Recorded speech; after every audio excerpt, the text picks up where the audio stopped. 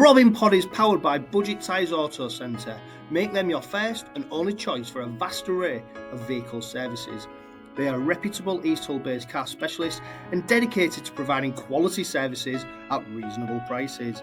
And don't forget, they are trusted by the players, club officials and supporters of Hull Kingston Rovers. Find them at 146 Leeds Road and ask them about the exclusive discount they offer Hull KR Rovers Forever members.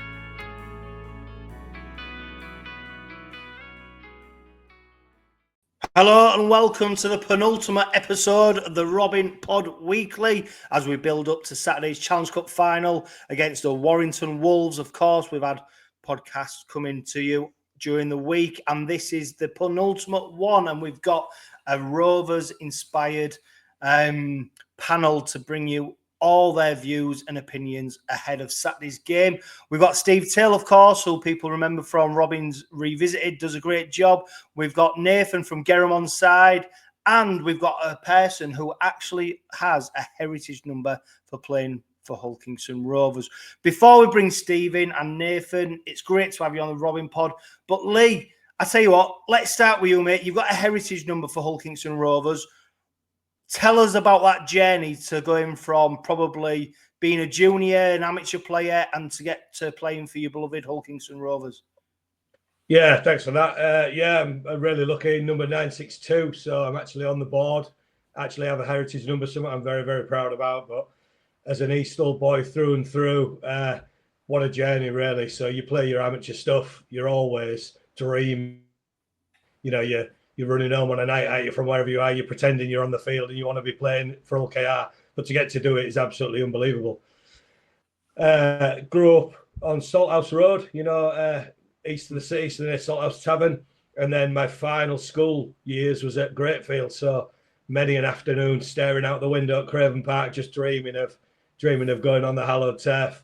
And back in the early days, the old Craven Park, so we'd all do whatever we could, save our pocket money, do a few odd jobs. I remember cutting the grass and stuff just so we could afford to go and watch Rovers at the old Craven Park, cut across East Park and then get on the oldest road. And then tell us about your debut for the Robins.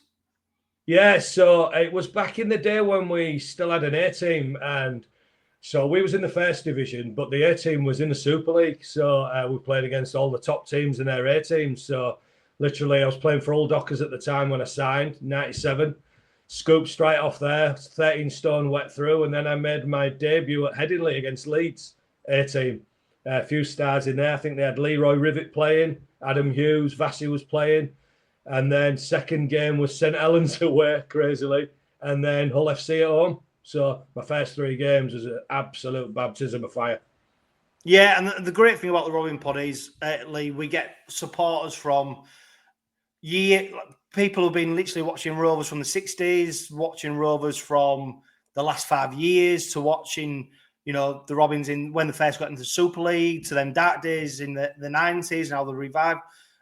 Tell us about some of the players and coaches that you were involved with at the time when you made your debut and played for the Robins. Yeah, so I was doing pretty well amateur-wise, and then Hull FC came in for me first, but secretly there was just nowhere. So I was kind of playing them along a little bit. I think it was in the days of Phil Sigsworth was coach then, the Hull Sharks there was, and they was trying to get me down at Hull FC to do some trials, but then 𝗀𝗂𝗏𝗏 started coming in. Steve 𝗀𝗂𝗏 was the coach at Hull KR at the time, and I was having talks with him, and it was back in the day. I think you still do it now. When you sign amateur, you get your amateur status tax-free. I think it was $7,500, I think it was. But Rovers was under administration at the time. Edward Klemke was in. And I remember I was the very first player to be signed while there was in administration. So the money was really, really tight. And they offered me a 3-year deal. And I had a little bit of imposter syndrome. I was a little bit worried, was I going to be good enough and all that kind of stuff. So the ultimate test for me was, I said, I'll do it for the same money, but 2 years with a right to re-sign. Because I wanted to know if I was good enough. And I could only find that out if they would re-sign me. So I didn't want to be the mistake where you just played out a 3-year deal. So I signed for the money, signed a 2-year deal. 𝗀𝗂𝗏𝗏 went in, so there was all the legends there, and it was a little bit of proper imposter syndrome, really, after still supporting Hull KR to be in the changing room with them all. So your proper legends. You got your Paul Fletchers there, Des Harrison's there. You know, some proper names are still in that changing room. Quite intimidating. And then after I played my first year in the A team. Then I went into the first team. My first team debut was Hull Sharks at the Boulevard. We played a pre-season friendly, and then the season just took off. And then we started again. Wayne Parker came back, and then we started again. Stanley Jean was already there, and John O'Cole. But then we started getting some proper Australian signings. Danny Brown, Jamie Kennedy. Went into Keith Beecham. We had some proper good players coming in. So, yeah. And intimidating all the time. Every single time I played, all the players around you and the players that you're playing against. Because in the first division back then, you had some proper names that was dropping down from the Super League. Yeah, I tell you what, Lee, let alone the fact that you represented Hull Kingston Rovers. Like you said, you're a fan first and a player second, but you've had an unbelievable career in professional sport as well. Tell us about how that's progressed after playing for Hull Kingston Rovers and probably a lot of people listening to this won't even realise, like, obviously your big name on the motorbike circuit. Tell us about that. Yeah, it was always a second love, really. So when I was playing, I was at Kimberley-Clark when I was playing for Hull, and I was working continental shifts. And the lads that I used to ride motorbikes with before I started working for Kimberley-Clark, we all kind of just drifted apart, really, because I couldn't normally go out on my bike on weekends. And then I sold my bike and I had an 11-year hiatus, never even rode. So all the time I was like playing for Rovers and that, I just didn't even ride a motorbike anymore. And then a friend of mine at work who lives up Stockton-on-Tees, he was into track days and he was like, oh, come and have a go. So I loved it, but I'd had a kid by then as well. I had my son and everything. I was all or nothing on the track, and it was either I was going to crash it and bin it, but I loved it. I got hooked straight away. And then we went for lessons at, there's a franchise called the California Superbike School, which is the place. If you want to get some training, you go there. And they, after the very first time I went, they asked me if I wanted to try out to join them as a coach. So to go through all the training and pass their tests. And I thought it was a G-up. I thought my mate, because he had a few quid, I thought he's paid them to wind me up. And I'm going to say, yeah, go on, I'd love to do this. And then they're all going to come out and all laughing at me and that. But no, it was serious. So they asked me to go down a few times and try out for their coaching program. And then I passed. And then before I knew it, I was flying around the world with them, teaching people how to race superbikes. And then after doing Dubai quite a few times with them, some of the natives over in Dubai, they said, if we asked you to come out private, would you do it private? And that's how my own coaching business started up. Amazing journey. Lee, well, I'm going to come back to you because I've got so many questions around, because elite level sport, I do think across the board, whether it's rugby, whether it's motorcycle, whether it's foot, the mentality, there's a lot of things that cut across sports. So, Lee, I can't wait to speak to you, let alone about talking to you about the game on Saturday. Nathan, how are the nerves holding up? Are you confident? Are you comfortable? Where are you at right now? I'm describing myself as quietly confident at the moment, because I don't want us to get too confident and take our eye off Warrington, because I feel like a side that goes into a cup final as winners come out as runners up. And if we take our eye off Warrington, no matter how hot and cold their form's been, that's how we're going to get beaten. Our biggest challenge on Saturday is ourselves, I think. And if we can go into the game respecting Warrington, playing the game that we've played over the last few weeks, then I can't see us going wrong. But we can't afford to underestimate Warrington at any point on Saturday. Yeah, Steve, you're a betting man. At the moment, they've got Robins as red hot favourites pretty much. Is that something you concur with? Do you agree with that? Well, I think the bookies get it right most times. And well, I've never met a skint bookie. There you go. I've met a few, but then again, they've got it wrong in the past. But Rovers are giving Warrington 12 start. Now then, when the line opened a couple of weeks ago, Rovers were only giving 6.5 point start. And so there must have been a lot of money going on Rovers. for the line to move as high as 12. I think 12's a lot. You can get 12.5 start if you want that half point that rules out the draw, but a 12-point start to Warrington, that would equate to 16-1 for a draw, giving the 12 points. Or you back Rovers or Warrington. If you back Rovers, you've got to give 12 start, and you get 10-11 odds of 10-11, just under evens. And if you back Warrington with the 12 start, again you get just under evens. So the money is down for Rovers. Plenty of people are backing Rovers.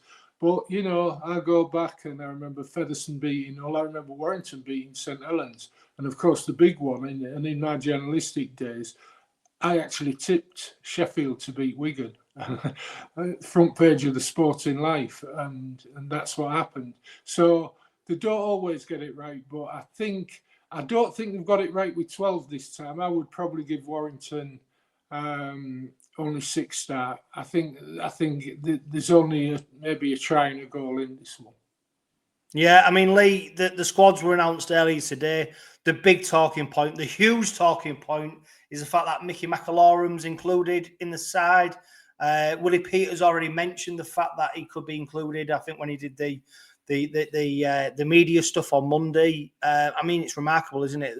A player who we thought would be probably done for at least the next month or so is now possibly going to feature in the Challenge Cup final. What did you make of that, Lee? It has Gavin Miller written all over it for me, so I don't think we need him on the field, but his experience around the changing rooms and in the squad on the day, what he can offer around there, I think is tremendous. For me, I wouldn't be playing him. I don't think he offers us enough for the risk. But to have him in the squad and all that experience of the big games and that, I think that's a good call if that's what they're doing in the background. Yeah, I mean, Nathan, it's interesting, though, isn't it? Because early on in the season, we saw them 20, 25-minute stints from 𝗵𝗂𝗋𝗄𝗏 where he'd come in, he'd help set the base with the Robins. You know, he'd give us a platform to play. I mean, a torn bicep's a tough injury to come back from, and it's an arm injury, isn't it? So even if he's jabbed up with painkillers, you know, you can't be numb. You need to be sort of free, you know, readily able to tackle. And it's a real interesting conundrum. I wonder, is it a bit of smoke and mirrors? Is it the fact that 𝗵𝗂𝗋𝗄𝗏's actually got no chance of playing, but it just puts that seeded out in the opposition to go, well, if he does, our game plan's got to adapt? Because Rovers with Jez Litton and 𝗵𝗂𝗋𝗄𝗏 and Rovers with Jez Litton and Bill Leyland is a different Rovers side. I was going to mention the fact that I've got a sneaking suspicion that 𝗵𝗂𝗋𝗄𝗏's inclusion in the squad could be mind games. Because A bit of a red herring. Yeah. A lot of the build-up in the equation to the build-up was around George Williams. Now, I think Warrington could come to regret playing George Williams in the final, in the same way that I think we could come to regret playing 𝗵𝗂𝗋𝗄𝗏. But that's balanced out by the fact that he does only do 20 minutes. He's not really involved in getting tackled much himself. He's a big defensive player, and that's probably the biggest drawback for playing him, is that he tackles a lot, but he doesn't get tackled a lot. And as you said, a torn bicep, and not only a torn bicep, but a torn bicep at 37 towards the back end of his career. I don't think it's worth the risk, but I've got a sneaking suspicion that it's a bit of kidology going on, a bit of mind games to throw Warrington off the scent. Yeah, I mean, so anyway. He's an absolute dog in 𝗵𝗂𝗋𝗄𝗏, and he's got the experience. He's a big game player. He's won the trophies. He's played on the biggest stage. He's still going around now, and prior to his injury, he was still adding a lot of value. He came in to do a certain job for the Robins. He's admitted as soon as his contract's up at Rovers, he's going straight back to the south of France. He don't want to be in East Hull, but he does want to lead with silverware, and he's coming to do a job. And you can understand why 𝗀𝗧𝗏𝗏's is potentially thinking of playing him. Do you think it disrupts what they've been doing? I heard the rumour about 3 weeks ago. Somebody said in my ear that they were thinking of McIlroy being back for Wembley, which surprised me. I agree with Lee a little bit. The Gavin Miller thing, you know, that worried me. If he can do the job for 20 minutes, but you know what? I don't want him suddenly standing up and saying, I've done my bicep and walking off like he did against Wigan, because that cost us that Wigan match as far as I'm concerned. They immediately scored from the scrum, didn't they? If he's going to stay down, and let's see him taken off with play being stopped. But yeah, he's a great player and has been, always been a mongrel. And I don't mean that detrimentally. He gets in the hard stuff. He's not afraid to, when the mud's flying, to be in the middle of it all. So, and I just wonder how Bill Leyland thinks. You know, he's done nothing wrong. Peters will know what he's doing. I'm not going to argue against Peters, but you know, we're looking at the Warrington team and their players that are injured, thinking that Wembley will find them out. I don't want Wembley to find Mickey McIlroy out.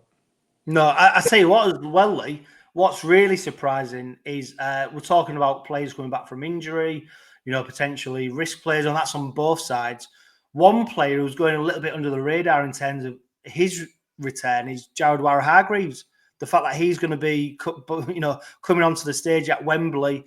He signed for Hull Kingston Rovers for these moments. This is why he eats out another year of his career to be able to play in these games. And it's been a little bit forgot about that he is returning to the side after a 2-game suspension. Yeah, and I think there was almost a bit of a silver lining in that suspension, wasn't there? Because one, it kept him injury-free. He couldn't get injured before Wembley. And two, it stopped him getting suspended before Wembley, didn't it? So if he's kept his match fitness up, and he wouldn't have dropped that much in 2 weeks, what a leader to have on the field in a big game. So that had a little bit of a silver lining for us, I think, that really. You know, he hadn't necessarily been making that many line breaks and that kind of stuff, but what he has been doing on the field is really been commanding and going against the big boys. So no, it's played out well for us, I think, having that 2-week break where he can't either get injured or suspended, and he's fresh. No knocks, no corks, no nothing. He's ready to go. Yeah, and I think as well, Lee, there's certain players, because of their personalities, their experiences, you need them in them big games because they're the ones who lift themselves up. I've listened to a lot of the pre-game press conferences during the season. And when they talk about Jared, they talk about just how cool he is, how calm he is. And sometimes I think people expect Hargreaves to be a bit like Braveheart, beating his chest, banging the drum. No, actually, what makes people follow him is his calmness, his attitude, like what he brings to that big game stage. And I think, you know, if it pans out by come 5 o'clock on Saturday that we've lifted the trophy, players like Waugher-Hargreaves will have played an integral part of that because just of his coolness, his experience, and this is a player who's played in some of the biggest games you can play in rugby league. You know, so the way he can put that onto the team is going to be so important on Saturday. Yeah, and I think, you know, even when the first rumours started circling about him coming over here and coming to us, and then it started getting confirmed, I was listening to a lot of what his ex-Roosters mates were saying, that they was losing, that we was gaining, and that, you know, that Kiwi spirit and the values and all that leadership qualities. And they said Hargreaves, he sets standards wherever he goes, and he commands everybody to meet those standards, or he calls them out. So, you know, I think he's a huge presence in the changing rooms. And like I say, if we can send him away with a silverware, he'll have done us a favour and we'll have done him one. So, a massive one for us, I think. Yeah, Nathan, you can imagine if you're sat in the changing rooms, you've got your Rovers shirt on, you're ready to scout to the field, and then Jared stands up and gives a speech, you're listening to him, aren't you? You're not dismissing what he's saying because he just commands so much respect. And I think he's one of the players who hopefully should be the one who helps us get over the line. Yeah, here's the guy in Rovers team who's played in a World Cup final and who's played in NRL Grand Finals, and he's coming into the game fresh because, as Lee said, that suspension has probably in the long run helped us out, because it's meant that he's not had the opportunity to be injured or suspended. He's coming to this game fresh. He'll be up for it because he knows that time's ticking away on his career, and he'll want that. He'll want his 1 year in the UK to be as a success as much as his career in Australia. He's already won the trophies, but to him to come here and add the trophy to Rovers, the first trophy in 40 years, is a hell of a way for him to go out on his sword. And as you say, he's the kind of personality that everyone in the dressing room will be following. Yeah, and Steve, there's another big player coming back who missed the game against Warrington. Dean Hadley, Mr. Versatility, just slots in at anywhere in that pack. Another player who's going to be so important on Saturday. Yeah, I'm glad Rovers didn't appeal his ban. Yeah, I mean, Dino's just a constant, isn't he? For the last 2 years. I think our pack. Another one I'd like to mention is Jessie Sulh as well. You know, Jessie Sulh missed Wembley a couple of years ago, didn't he? And he's evolved as a player as well. So you know that opening front row is going to be good. And if Mickey Mack's in it as well, Warrington may not know what's hit him. But all these players, Hadley, Warrior Hargreaves, Jessie Sulh, they've all got important parts to play in that first 20 minutes. I noticed something last week. Sky showed the coin toss last week against St Helens, and Rovers won the coin toss. And straight away, Minchella went, "We'll kick off." Didn't bother about, you know, which way we're playing. He says, "We'll kick off." And I think that's been Rovers' attitude throughout this last period, where they want to kick off and pin the opposition down, keep them down in their own 20. And it's those forwards that we mentioned that are creating that opportunity. Keep them down in their half and make them kick from their own 40, if you like. And then we get over the halfway line before we hand the ball back to them, as it were. So, and these are the key players that go into those hard yard tackles to enable us to do that. Yeah, I mean, the forward battle, Lee, is going to be so intriguing. Of course, there's a little bit of discourse because 𝗬𝗏𝗏, who's been brilliant since he signed for the Robins, came in early, of course, from Catalan Dragons, much earlier than we expected. We're seeing him removed from the side. Jack Broadbent now has to go filling out that fullback position. A player who's done so well at any position he's been asked to fulfill for the Robins. Are you expecting a minor transition? Are you not expecting too many problems from that move? Because, of course, the consequence of that is then James Batchelor moving from the second row spot into the centres. I think that's what's going to happen unless Woody Peters does something completely radical. But that seems to be like the most logical option. Yeah, I think so. And like you say, Morg's been electric since he's joined. I think he's been a standout since he's been on the field with us. And there's a lot of the looping round and making that extra man that he does so well, because he sometimes does the loop and he's great with his hands, but then to just come off his foot when, you know, and someone's just turned out on him and he gets on the inside of him, we lose something there, I do think, when he's not playing. But, hey, he's not available. We've got to go with what we've got, haven't we? Yeah, and I'll tell you what, Lee, Broadbent, for me, not necessarily player of the year, but I don't know, like he's the next one under, because he's just he's one of them, like, I mean, playing in a team, a player who can just fit in, slot in, and if you're a coach, he just takes the pressure off you because you can rely on him. Yeah, he might not be 9 out of 10 every game, but if he gives you a 7 or an 8, that's what you want, and that's what Jack Broadbent is doing for the Robins. I remember at the time, Lee, when we first signed him, there was a lot of eyebrows raised about signing him, thinking he's not the player he used to be, injuries, blah, blah, blah. And he's flourished under Woody Peters. Well, I defy anybody to find a picture of him where he's not smiling. So when he's playing that carefree and enjoying his rugby, he's got no worries. So you'd back him to go in and fill a spot anywhere that he's capable of doing it. So, yeah, no, he's a great one to have when, like I say, if our perfect option's not even available, but to slot him in, I don't think we've any worries there. He'll always do us a job, I think. Yeah, and Nathan, I mean, we mentioned 𝗬𝗏𝗏. His kicking has been pretty much exemplary since he's signed for the Robins. Of course, we don't have that on Saturday. We don't have first choice kicker Rhys Martin. You expecting Mikey Lewis to be the one who steps up and starts nailing them kicks? Yeah, I am. I think Mikey does a good enough job, and he's gotten better as he's gone on. I will say on the Jack Broadbent Arthur Morg thing, we obviously knew we wouldn't have Arthur Morg because he's cup tied. But I said on my Gerrim Onside Facebook page earlier this week that Jack Broadbent's actually my pick to win the Lads Todd Trophy. Wow, that is a big claim to make, isn't it? You're not going for Sneed 3 in a row? No, I think No, me neither. I think everyone is focusing on Sneed and Mikey Lewis, and I think it'll be Tyrone May or it'll be Jack Broadbent. Wow, that's a great call. Steve, you'll be already checking your odds now, won't you, based on that? Yeah, I think it'll be about 22 to 1.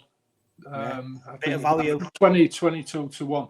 One person I think I'd love for Arthur Morg to be English, and that's Sean Wayne, after what's happened with Wellesby.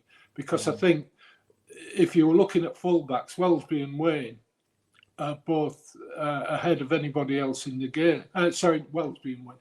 Wellesby and Morg are both ahead of anybody else in the game. And so what would he give to find an English grandparent for Arthur Morg? But, are you volunteering, Steve? I was nowhere near France at the time. I tell you what, though, Steve, there's a lot of talk about Rovers. Of course, you can't dismiss the opposition. George Williams coming back's massive for them. Obviously, the massive question mark is he match fit? Is he ready to play? But there's no doubt if he is, he's going to be a massive addition to their side. Both their halfbacks are linked together. I think I listen to George Williams whenever he's talking on podcasts and what have you. I listen to him because he talks a lot of sense. So he must feel that he's fit enough to go and tread the Wembley turf. But that Wembley turf can find you out, especially with the type of injury he's got. But he's a superb player. It's interesting, looking forward again to the Ashes. Everybody says Harry Smith will be in at halfback, and then it's between George Williams and Mikey. And I think what happens on Saturday will have a great bearing on that. Big match atmosphere and two players that are vying for one spot in the England team. And I do like Williams. The other one is there's two other players that worry me. One's Sneed, because he can kick a good ball, and the other one's Dufty if he's in the mood at fullback. We've got to take those three players. The forwards, I think we're well ahead of Warrington in the forwards. I think the pack's brilliant. Our pack's as good as any pack I've seen at Rovers, but it's those key positions, the fullback and the two halfbacks. We've got to get on top of them, and if we do that, we win the cup as far as I'm concerned. Yeah, I mean, Lee, if you look on paper, they've got Dufty at fullback, Sneed and Williams in the halves, Sam Powell coming in. They've got a decent spine there, haven't they? But there's a caveat to that: injuries and also age. There's things catching up with them.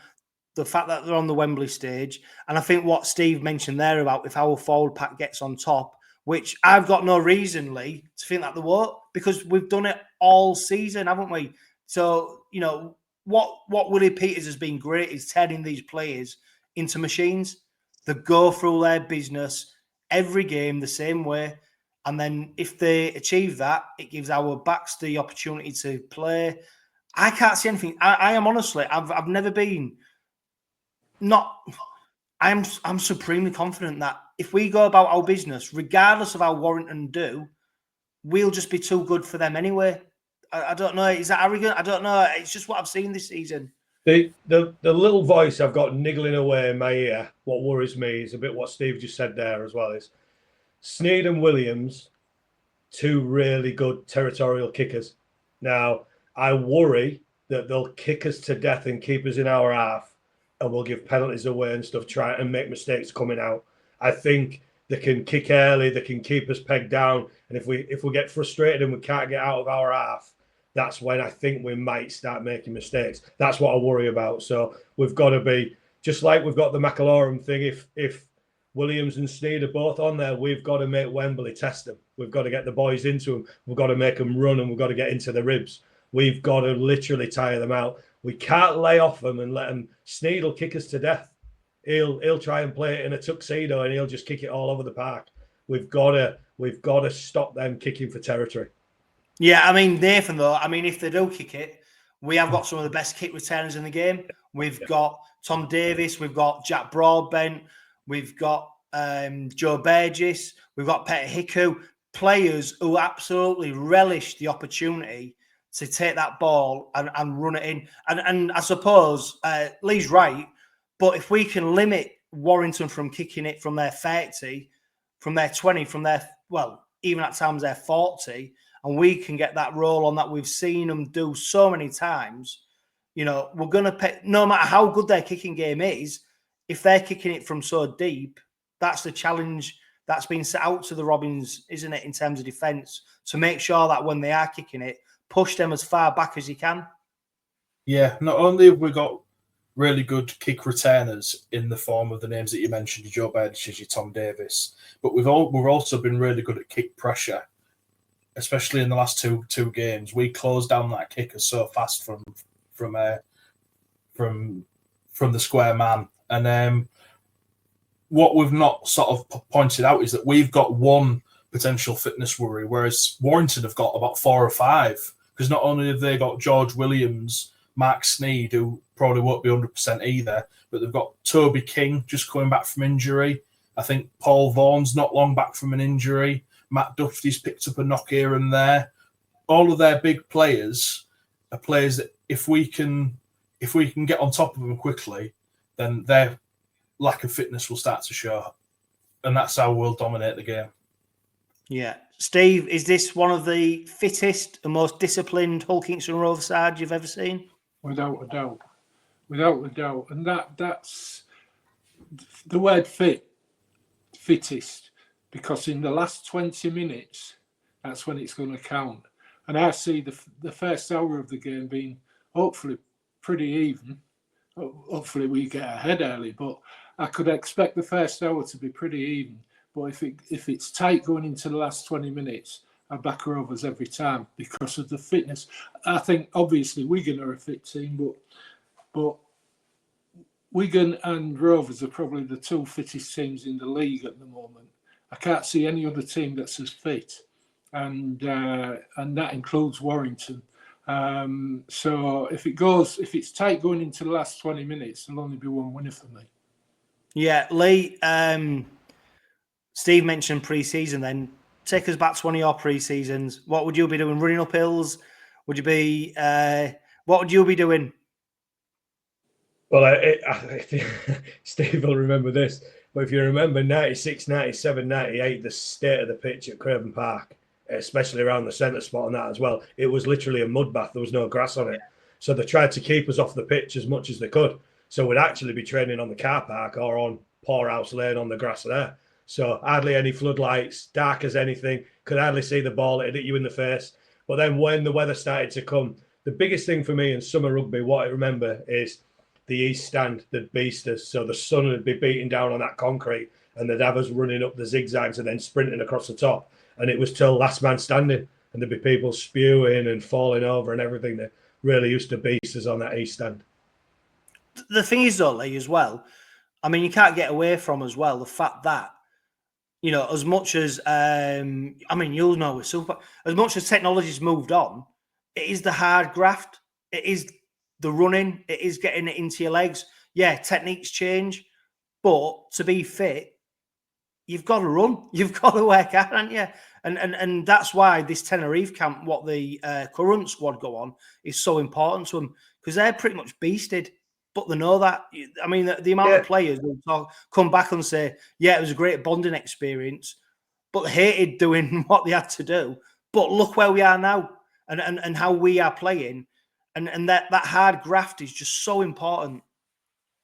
Yeah, and you know, we all have regrets. You look back and you think of the times that you come off sometimes in a defeat and you hadn't really emptied the tanks and you regret it. When you're an old man like I am now, you wish you could go back and correct that. And then it's only when you're as old as I am now, you realise that all that stuff in pre-season, you're supposed to push yourself that hard on the pitch. You know, it's so you can still perform under fatigue, so you still don't make those mistakes. But, you know, it's not always that easy to do when you're on the field. Yeah, and I tell you what, Nathan, what Lee just said there is perfect, because what Willie Peters has managed to do is pretty much get every last ounce out of every player. Not only that, though, the players have bought into what Willie Peters is trying to do, what the club's trying to achieve. And I genuinely think that's going to manifest itself on Saturday when we see that Robin side in the Challenge Cup final. They will not leave anything on the pitch. But thankfully, I don't think it'll be an effort game. I think it'll be the skill. I think it'll be the guile of the Robin side that prevails. Because when you look at our team now, there's a player absolutely who I think is on the top of his game. And Mikey Lewis is absolutely box office. And I know you said Broadbent for the Lance Todd Trophy, but I think there's a player who's desperate to shine on the biggest stage. And if you look at the form of Mikey Lewis, he's, I won't say the game breaker, but he's the box office player that people are expecting to see and come up with the goods. And I don't think there's no reason why you won't on Saturday. The only drawback for Mikey, for me, is he's a fantastic player, don't get me wrong, and I love the fact that he plays for us. But I think there's an element of greediness to his game, and I just worry that if he's got one eye on the Lance Todd Trophy and not both eyes on the Challenge Cup, and it comes down to a 2-on-1 situation like we had in the semi, when he was 2-on-1 with a fullback and he had 𝗀𝗡𝗄𝗏 on his outside, and he chose to dummy and he got tackled. If that happens again in the final and it costs us the cup, then, you know, he's a tough player to describe, is Mikey, because he's fantastic in his box office and he's a superstar. And when he's on that pitch, there's a few better in the Super League, but he's still got that little bit of maturing to do. He's still got that little bit of growing up, because I think we tend to forget the lad's only 23, 24. He's having all this attention, he's man of steel, and he's having all this praise piled upon him. But I worry that it'll drag his focus away from the team and away from the games, and that worries me. But the only thing that puts my mind at ease is the fact that he's got Willie Peters tugging at his lead a little bit, because I think that's a key element to Mikey's success, is that Willie Peters and the coaching team have been able to rein in some of his bad habits.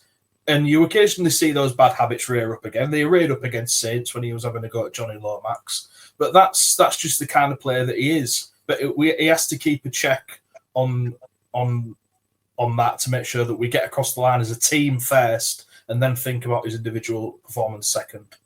Yeah, I tell you what, Steve, what Nathan's just brought up there is a great point about Mikey. Because I was thinking that along the same lines of Nathan. Is it greediness? Is he holding on to the ball when he should be passing it? And then I can't remember. I spoke to someone who said, actually, is that discipline? He's waiting for the right time to pass the ball. So us as spectators in the stands expect every pass to be the right pass, to make the right choice. But Mikey knows that throughout the game, if he don't get that one away, he's going to get another chance. And sometimes it's that discipline in being able to make the pass at the right time. But also, Steve, keeping hold of the ball at the right time. I don't know. Yeah. It's a funny one, isn't it? Yeah, I've worked out. I think we've all worked out his move of running off his left foot.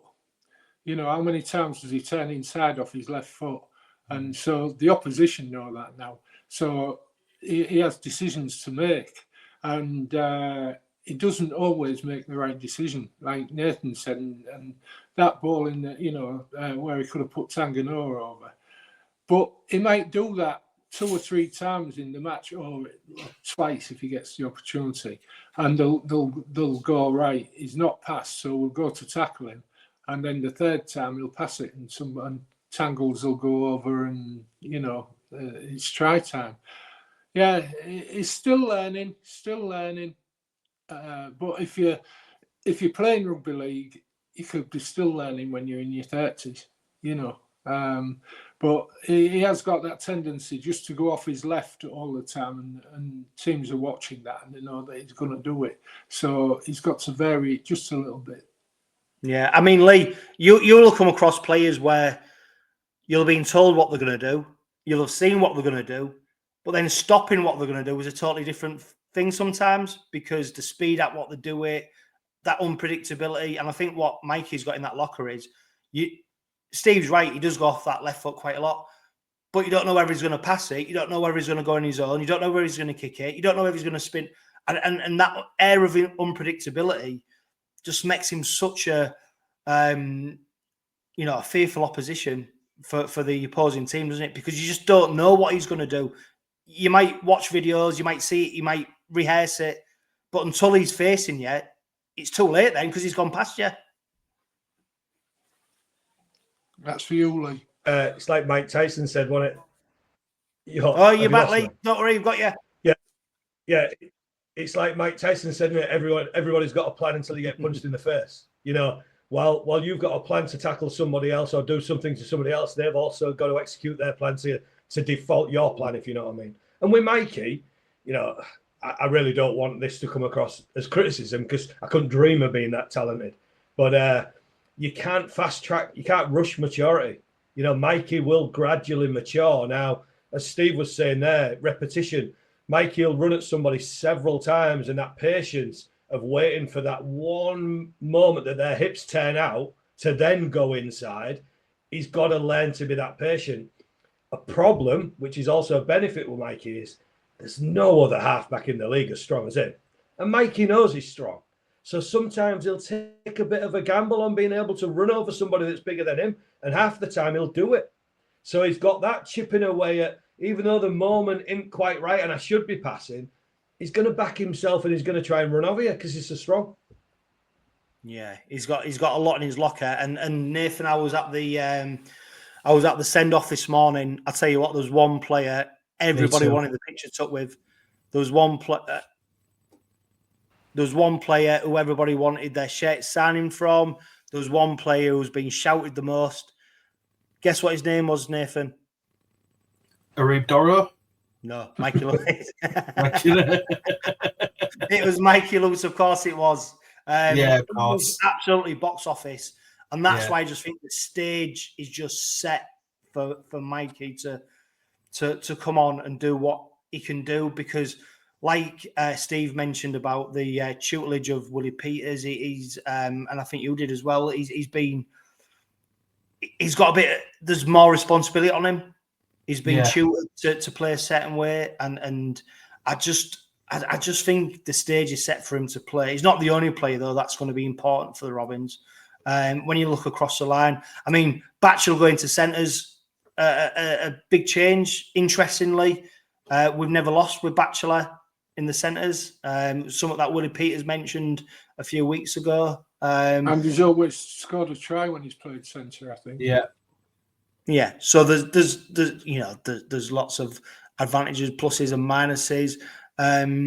One player, I think, Nathan, who's really came on, and we saw it against St Helens, and we've seen it, throughout the last year and a half, 2 years. Jez Litton seems to be getting better and better, and his attacking game is amazing. The kick he put through for Broadbent straight after the St Helens yellow card for Cross, it was just opportunist, wasn't it? But it was executed so well, and he's another player who I think is really, really playing his way into Sean Wayne's squad come the Ashes at the end of the season, because I can't see anyone much better than him at the moment. No, I think from Chez's perspective, it's a dream and a nightmare to be playing in the same team as Mikey Lewis, because in the one point it's a dream because they play together really well, but on the other hand it's a nightmare because, as you say, he's the one that's getting overshadowed, even though he's doing just as much work as Mikey is.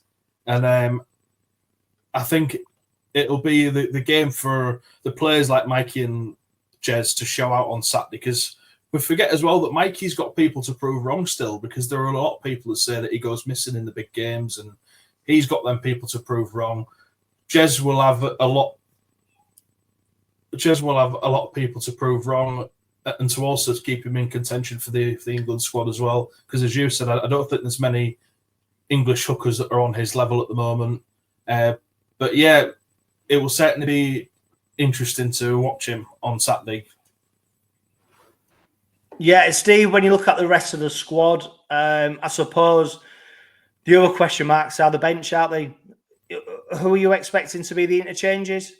Well, Sam Luckley, Yeah, I think he's a certainty. It's going to be the forward interchanges, isn't it? It's as is. I don't see Doro getting in. Everybody's waxing lyrical, and he got man of the match against St Helens, but he made 3 mistakes, mate. That in any other, that see him out the team, as far as I'm concerned. Had he not made those 3 mistakes, he might have been considered for a bench spot. But no, I think we go with the team that everybody's predicting. Yeah. I tell you what, Lee. One player who's really impressed me, and I'm expecting him to play. Played in the grand final. He played in the, and I'm expecting him to play in the Challenge Cup final, and that's Jack Brown, someone who's an Eastall lad, supported the team from a boy, so in the East Stand, someone who we picked up when many people thought we wouldn't sign him. I think it's a great acquisition, and I think for another player who's quite young, we mentioned Michael Lewis, Jack Brown's got so much more to give, and he's flourishing again. Another player who's come under Willie Peters' tutelage and is excelled, and I'm expecting to see in the grand final. Yeah, it's like Steve says there. Look, we're the fittest team in the league, so everybody in the backs and the spine can play full minutes. So it's about how we rotate the big boys really and keep up that momentum down the middle. Luckily for me, his offloading this year has just been mind blowing. I might have been too many pints in, but I'm sure at Magic Weekend, I'm sure he had 5 on him at one point when he got 1 ball away for one of the tries. It's superb, running off him and Mikey, like I say last week, that offload there. So luckily for me, he's a shoe-in. But I think, our bench, it's that rotation of the power play, really, and getting that right. Yeah, I mean, I've likened him to an octopus with Vaseline on his tentacles. The way he gets that, but you just don't know where it's coming from. You don't know when it's going to come, but it comes. It's just, yeah. So he's a Geordie. He's a Geordie, though, and he supports Newcastle, so I can't forgive him for that. Well, I tell you what, that brings us nicely, Steve, to Robins Revisited.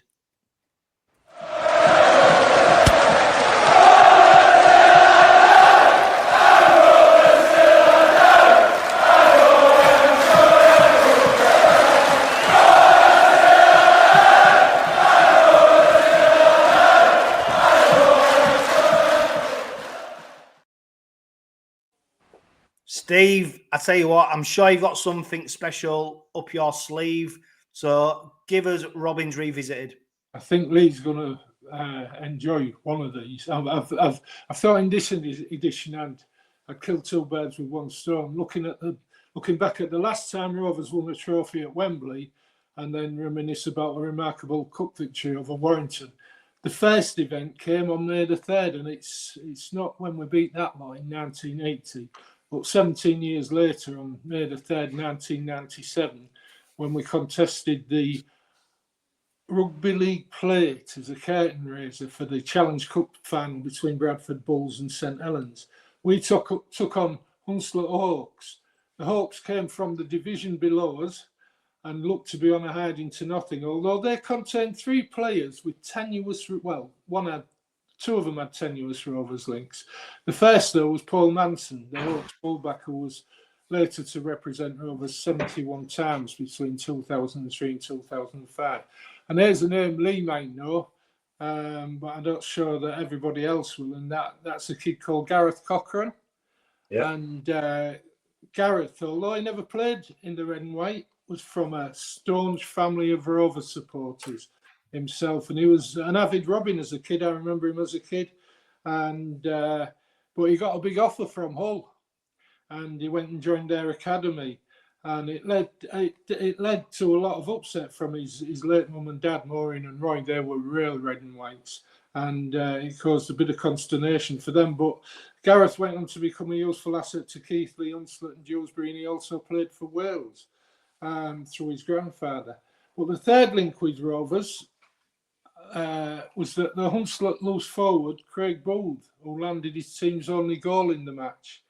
Craig, as it turns out, is the father of none other than Noah Booth, who was just broken into the first team in recent weeks. The match proved a one-sided affair, with Rovers posting 60 points to Hunslet's 14. Robin's scores came from Stanley Jean, who got a hat-trick, Jonathan Adams, Gary Atkins and Paul Fletcher, who each got 2 tries, and Chris Charles and Rob Darcy got a try apiece, with Mike Fletcher kicking 8 goals. So you might remember that, Lee. Going forward to 2006 and our last year in the Championship before our first promotion to Super League. In fact, it was 19 years ago this week that Rovers pulled off one of the biggest cup shots ever, with a 40 points to 36 victory over a strong Warrington Wolves team in the quarter-final of that year's competition. Rovers came into the game on a club-equaling run of 17 straight wins, but that run looked to be coming to an end when Logan Swan crossed for 2 tries in the first 10 minutes for Warrington. But Ben Cockayne, John Goddard and 𝗀𝗂𝗏𝗏 and Byron Ford gave Rovers a half-time lead. Ford added 2 more, but 2 more as every bounce seemed to go against Warrington, but Rovers were playing the game of their lives. 3 more tries from Warrington scared the Robins, but Justin Morgan's brave troops held out to win. And I always remember sitting in the West Stand, and as the teams were coming off, the crowd, the West Stand was singing Red, Red Robin, never mind the East Stand. And there was a little old fella sat next to me, and he stood up and he was just joining in. He must have been about 90, but he was joining in singing Red, Red Robin. That game that day showed that Rovers were on the up more ways. I remember that game. That's the first game I remember that we had a really good attendance since I started going. So I started going in about 2004, 2005, when the gates were not so great. But I remember the East Stand where I used to go then, it was packed that day. And it was the first game that I've been to at Craven Park was that sold out. Yeah, and I'll tell you what, Nathan, I'd urge anyone who've not seen that game, I'm sure most people listening to this, watching this will have done. It's on YouTube. If you Google it, I'll tell you what, it's do you know what? It's entertainment. What a game. It's just a game of rugby league. Probably literally back to the old throwback days where you used to go toe to toe. You would have a run, we'd have a run, we'd go. And that's what that game was like. The commentary from Dave Woods, Lee, the commentary from Dave Woods, the BBC commentary, was outstanding. It's probably the best commentary I've ever heard Dave do. Go on, Lee. Yeah, no, back in the day when I was playing, well, we had Stanley on our side, didn't we? It was just the sensation of the first division. And a lot of the times, like you said there, Johno, it's you'd get into a position, you'd look for Stan, you'd give him the ball, and you'd kind of just expect he was going to score. You know, he was always up for top try scorer in that first division of every season, really. Yeah, Steve, is that you done? I tell you what, Steve, if it is, that little bit of insight about Noah Booth's dad, bang on the money, isn't it? I bet not many people realise that. No, his dad played for, I think he played for Dewsbury. He may have played for Featherstone, but he played for Hunslet that day. In fact, he missed about 6 kicks at goal. He only got 1 goal. Played loose forward for Hunslet that day. And who was he up against at loose forward? Was Stanley playing in the pack in that day? I can't remember. But yeah, he missed the kicks, but he's sired a good one, hasn't he? I tell you what, just staying on that point before we wrap up Robins Revisited, Steve, of course, the squad was named, if you're listening tonight or you're watching tonight, it was named early today. Harvey Horn named in the squad. Of course, his dad, Graham, someone I went to school with, he played in the 2015 Challenge Cup final, of course. I mean, we won't talk about the result, but to play in a Challenge Cup final is still a momentous occasion, regardless of whatever the result is. And to see Harvey Horney's son then named in the squad for another Challenge Cup final, no, we don't expect him to be featuring playing there, but there's a little bit of synergy there as well, isn't there? And I think that's something that might have gone a little bit under the radar with some people. Yeah, I think he's an ex-schoolmate of my grandson, actually. Graham, I know that Zach went to school with one of the home lads, one of Graham's lads, and I think it was Harvey. But it'll give him a great insight. I have a feeling both will be travelling with the team, as will Arthur Morg, even though they're not involved because of being cup-tied. And I think it's the fact that Noah is cup-tied that's allowed Harvey to get into the 21-man squad, probably. Yeah, and Lee... Harvey's, sorry, I was just going to say, Harvey's actually a distant relative of mine. He's my dad's cousin's lad, so it was nice to see him on the team sheet for Wembley. Oh, of course, and Lee, I mean, do you know what? Sometimes, even if you don't get onto the pitch, to be around the squad, to be around the preparation, to feel just being there is, do you know what? I think it's I think it was the Leeds Rhinos back in 2015. I watched they did a film about their success, and I think they coined a phrase about I can't remember who said it was. This could be as good as it gets. Sometimes in life, this could be as good as it gets. So don't wait, embrace it, enjoy it, because you never know when it stops. So enjoy every moment, put everything into what opportunity you get. This could, someone like Harvey Horn, going to a Challenge Cup final, being part of the first team squad, being around the players, being around everything. I mean, people would love to have that. That is like cut your arm off kind of experience. They'd give the right arm for that. So it's really interesting to see that he's got this opportunity, and I think that will then manifest itself in all the players as well, because some of the players, as well as not only Harvey Horn, some of the players playing, this could be as good as it gets. Yeah, nothing's guaranteed, is it? But your top quality players, chances are they'll get in more than one cup final, that kind of stuff. They'll get in more than one big occasion. But as a player, I had no delusions of grandeur how good I was. Now, if I'd have ever got that opportunity to run out of the old Wembley in that plate final, loads of my mates that did play in that day, when they talk about that, it's just mind blowing. One of my mates, he was in the crowd, and literally Fletch was taking one of the goals, and he just turned around, and they know each other, and he just managed to pick him straight out, and they had a little chat just before Fletch kicks one of the goals. And all of those kind of memories that they have of getting to that final, the plate final, it'll just be the happiest day and the biggest achievement that some will ever have.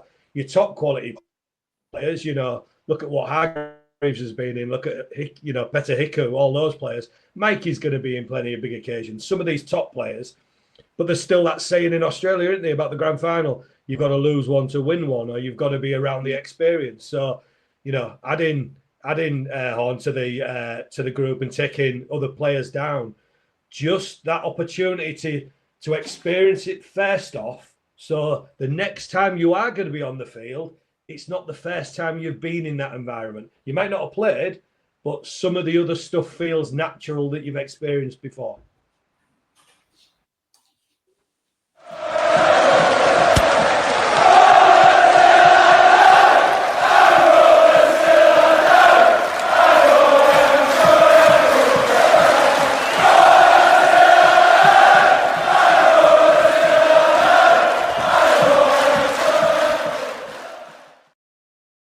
Right, that's the end of question time, which teases up perfectly. That's the end of Robin's Revisited, which teases up perfectly for question time.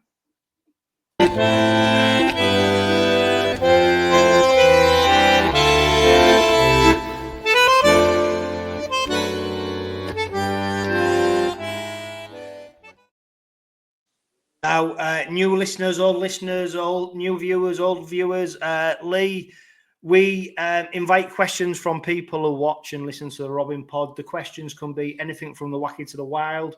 There could be game related. There could be absolutely anything. Gary Lee on Facebook, he's asked, I'll direct this at you, Lee, skeletons or Fletchers? Oh, Fletchers. Yeah, well, yeah. I'll tell you what. What do you reckon, Steve? Mackman's was mine. Oh, well, yeah. It's like Back to the Future. Right, Nathan, Red Robin 1, he says, what capacity do you want to see Mickey Mack feature in the side, if at all? I know we've already spoke about it, but in one sentence, where do you see him playing? I'd like to see him cheering on from the stands. Great answer. Adam Westmoreland, oh, this is a good one. It says, best place for a pre-match drink at Wembley. There's a pub as you come out of Wembley Park Station, turn left, and there's a pub. I'm not sure if that's the one that's called the Green Man, but it's about a 300-yard walk from Wembley Park Station, and you'll bump into a few ex-players, especially those ex-players that have done it and won it. And I'm talking about a lot of the 1980 squad going there. Very old stock, David Hall, people like that. So if you want to see those that have done it and won it, that's the place to be. Yeah. My answer would be go to the off-licence, get a pack of 4 cans and carry it around in a carrier bag. But that's maybe the my cheap diesel version of going to Wembley. You walk out within 200 yards of Wembley with that. Oh, no, they'll be drank by then. Yeah, okay.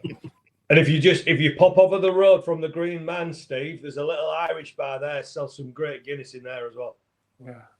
There you go. I'll tell you what, guys, getting some great tips.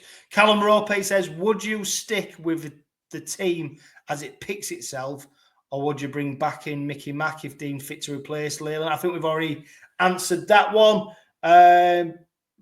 What else we've got? We have got all the questions are about Mickey Mack, aren't they, at the moment? Let's go over to X. So, do you think we should be concerned that Up the Robins is steadily overtaking the far more characterful and unique Rally Round the Robins? I mean, Steve, Lee, Nathan, you'll all remember that, won't you? Rally Round the Robins. Up the Robins seems to be taking over. I mean, Rally Round the Robins, it's always got a place in history, hasn't it? Been there since before I started supporting them, so yeah. You know, I always finish my Rovers related posts on social media with RRTR, so I'm firmly in the rally round camp. It was on the front of the programs when you could buy a program. There was a Robin insignia, and underneath it said Rally Round the Robins. It was always in front of the programs that the club sold. I tell you what, Lee, one thing's that can't get my words out, has not been mentioned. The weather forecast isn't great for Saturday, is it? And Leonard Gregory, of course, was flying over from Australia. He likes to let everyone know that he's doing that. He asked, what effect will the weather have? Do you think it'll have a big effect? I don't know. I mean, it's not monsoon season, is it? But Lee, a wet ball can have an effect. Yeah, it says 70% rain at the moment, doesn't it? I was checking the forecast earlier, but the day after, obviously Sunday, it's nice and bright. So you'd like to think that they might have it slightly wrong and we might get through the rain. It might be a little bit brighter. But yeah, no, there's grip on the shirts now. There'll be plenty of sticky stuff on the hands. You're going to get a little bit of drop ball, but I've seen us. If there's one team that'll still throw it about in the way, it's us, isn't it? Yeah, and also... Didn't it rain at Warrington, Johno, when we beat them a couple of weeks ago? I think it rained pretty much throughout that match, although sitting in the stand, I didn't notice it till I left. Yeah, it was wet, but I mean, also, look, regardless how much water drops down, these pitches like carpets, you wouldn't know that, so going to play.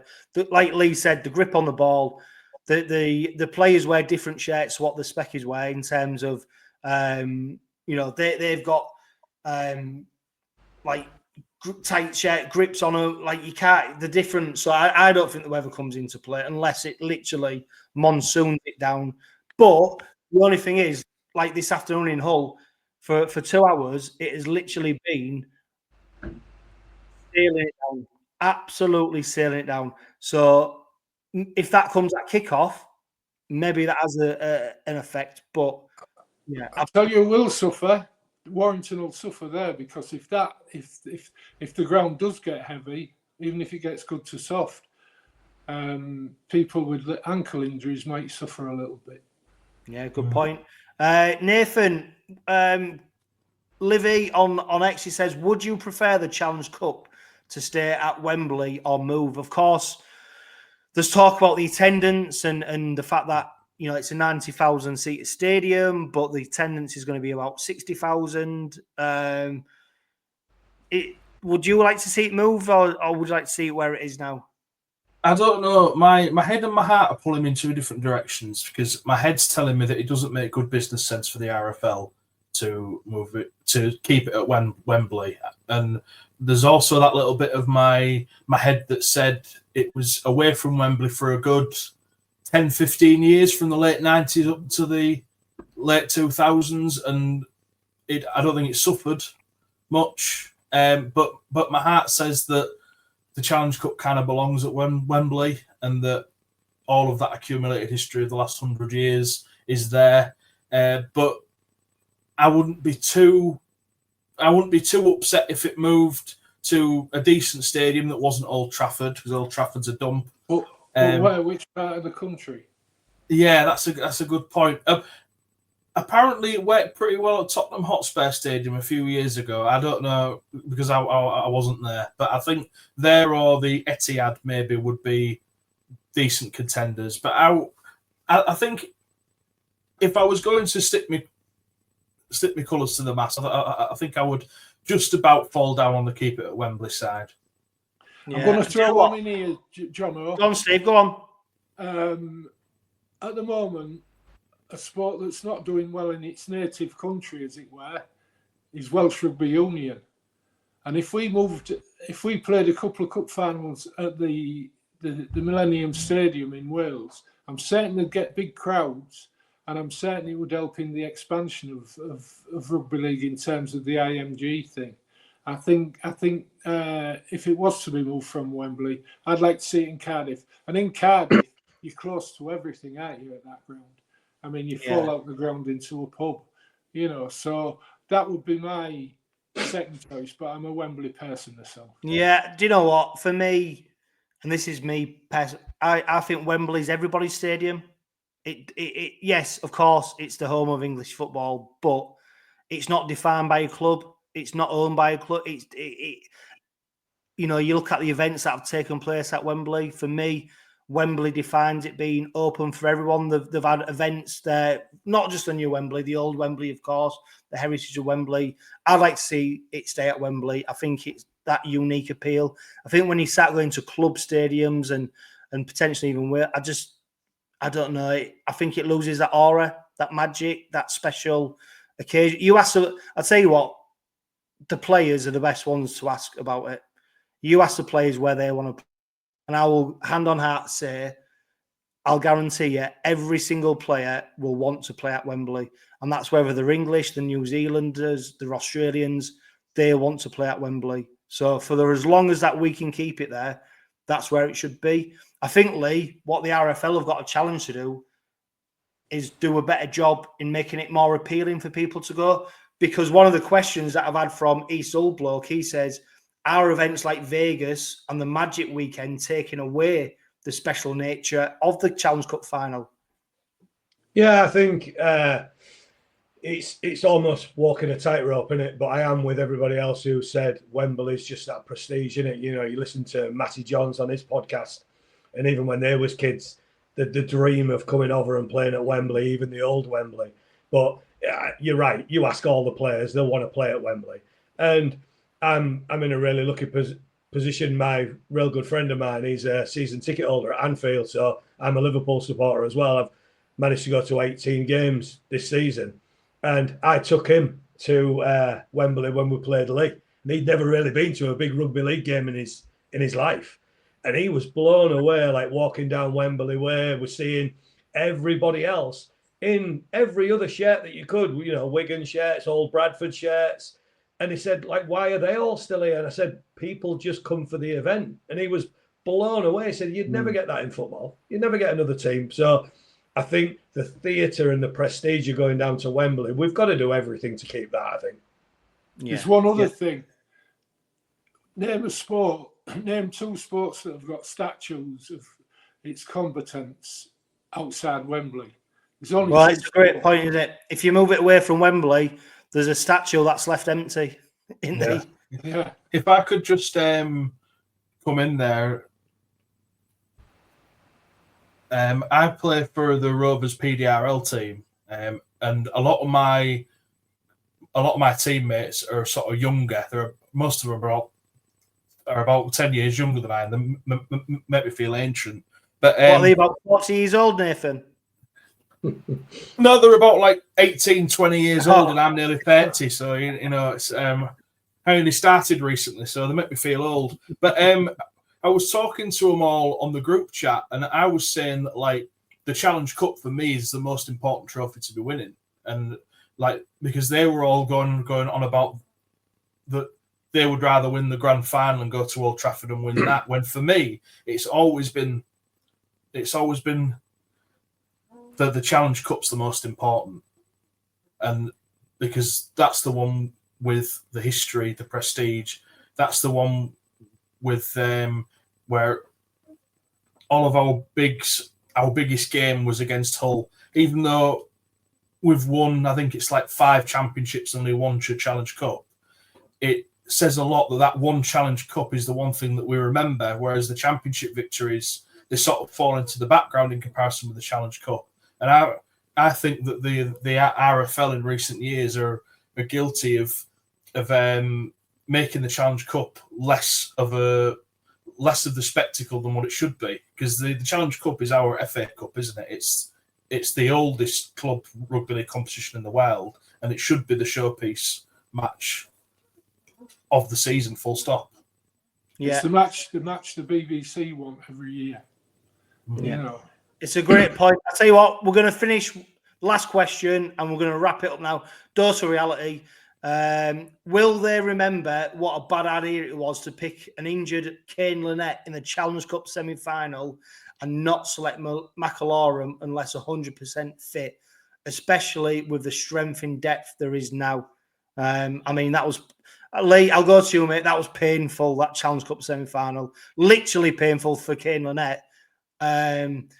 Yeah, that was a terrible experience, wasn't it, really, because there was so much promise. And I think when you choose to support Rovers, we carry all that baggage, don't we? We've got a few of these. Sometimes want one of them Men in Black flash things, don't you, where you could erase certain memories. But, I don't know. I suppose every single one of those decisions has been made on the day by somebody who thought they was doing the right thing, haven't they?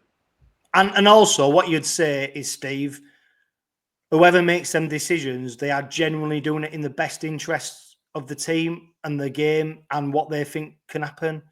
They're not doing it with,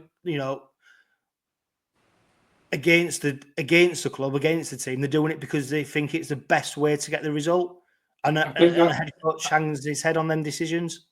I think that's what was in Roger Millward's thoughts in 1986 when he picked Gavin Miller. But, on Saturday, somebody's going to make a decision. If McIlroy plays and if the Warrington injured all play, somebody's going to be right and somebody's going to be wrong, aren't they? Either Peters is right or Big Sam's wrong, or right.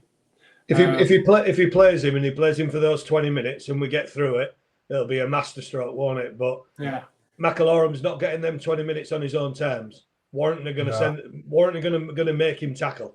So it has to be right. As I said earlier, we're taking the lesser risk when compared to Warrington's, I think, and I think that balances it out. Even though I would rather Mickey Mack support the team from the stands or from the bench or wherever. He's the only one whose fitness is in question in our squad, whereas Warrington have got 4 or 5. So I think our fitness worries are minor when compared to Warrington's. Yeah, exactly. Right. There's going to be 2 more Robin pods. This is the 3rd Robin pod of the week. There's going to be 1 more. I'm collaborating with Dave from Super League Raw. Of course, he's massive on YouTube. He's a Warrington fan. So we're doing a joint Robin pod with him. I've also spoke to another Warrington podcast, The Wire in Bondi. So it's a Warrington fan down in Australia. I've been speaking to him. So there's lots and lots of content. There's lots and lots of listening and watching for you ahead of the Challenge Cup final. So make sure you seek us out. Steve, Nathan, Lee, do you know what? It's been a great conversation, great chat. I think we're just all ready for the game now, aren't we? We want to stop talking and we're ready for the game on Saturday. We're ready for that. We're ready to hopefully bring back the trophy. So a huge thank you for you guys for joining me. Great insight, great opinion, great chat. But for now, this is been the Robin Pod Weekly. If you're going to Wembley, remember to live, love, laugh and be happy. Singing a song when the red, red robin comes bob, bob, bobbing. When the red, red robin comes bob, bob, bobbing. When the red, red robin comes bob, bob, bobbing along.